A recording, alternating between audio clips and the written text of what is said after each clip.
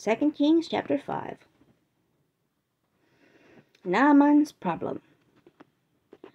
Naaman was the captain of the army of the king of Aram. He was very important to his king because the Lord used him to lead Aram to victory. Naaman was a great and powerful man, but he was also sick with leprosy.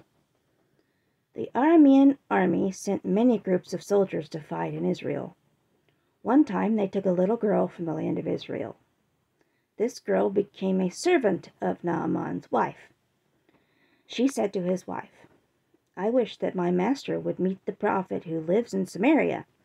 He could heal Naaman of his leprosy."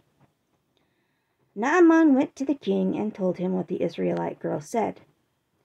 Then the king of Aram said, "Go now, and I will send a letter to the king of Israel." So Naaman went to Israel. He took 750 pounds of silver, 6,000 pieces of gold, and 10 changes of clothes as gifts.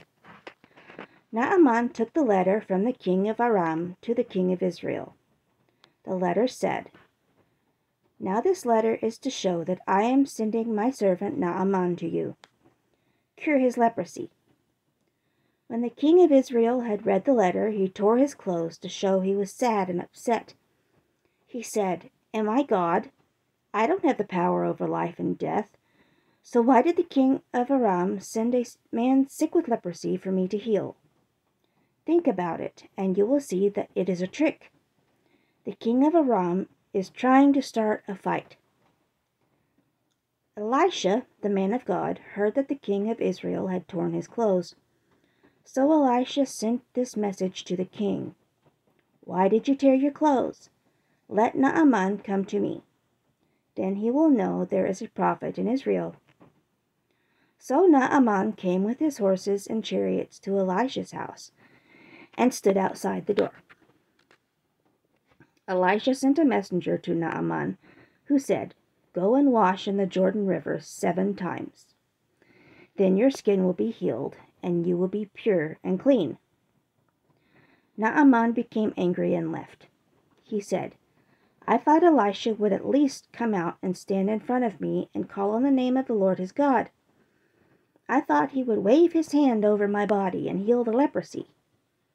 Abana and Pharpar, the rivers of Damascus, are better than all the water in Israel. Why can't I wash in those rivers in Damascus and become clean?"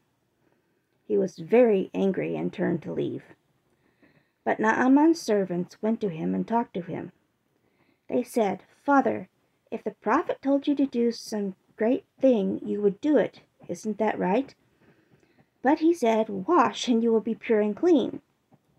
So Naaman did what the man of God said.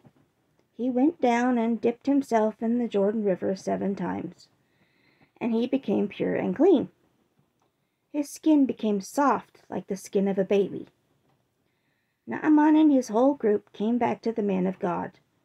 He stood before Elisha and said, "Look, I now know that there is no God in all the earth except in Israel. Now please accept a gift from me." But Elisha said, "The Lord is the one I serve, and as surely as he lives, I will not accept any gift." Naaman tried hard to make Elisha take the gift, but he refused. Then Naaman said, "If you will not accept this gift, at least do this for me. Let me have enough dirt from Israel to fill the baskets on 2 of my mules. I ask this because I will never again offer any burnt offering or sacrifice to any other gods. I will offer sacrifices only to the Lord, and I pray that the Lord will forgive me for this. When my master goes to the temple of Rimmon to worship that false god, he will want to lean on me for support. So I must bow down in the temple of Rimmon. I ask the Lord now to forgive me when that happens." Then Elisha said to Naaman, "Go in peace." So Naaman left Elisha and went a short way. But Gehazi, the servant of Elisha, the man of God, said, "Look, my master has let Naaman the Aramean go without accepting the gift that he brought. As the Lord lives, I will run after Naaman and get something from him." So Gehazi ran to Naaman. Naaman saw someone running after him. He stepped down from the chariot to meet Gehazi. Naaman said, "Is everything all right?" Gehazi said, "Yes, everything is all right. My master has sent me." He said, "Look, 2 young men came to me from the group of prophets in the hill country of Ephraim. Please give them 75 pounds of silver and 2 changes of clothes." Naaman said, "Please take 150 pounds. He persuaded Gehazi to take the silver. Naaman put 150 pounds of silver in 2 bags and took 2 changes of clothes. Then he gave these things to 2 of his servants.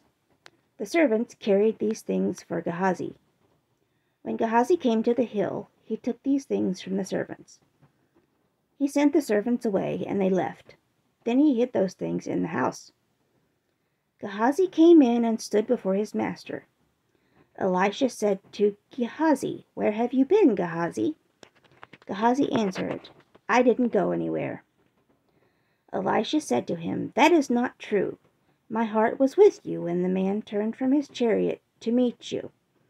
This is not the time to take money, clothes, olives, grapes, sheep, cattle, or men and women servants. Now you and your children will catch Naaman's disease. You will have leprosy forever." When Gehazi left Elisha, his skin was as white as snow. He was sick with leprosy.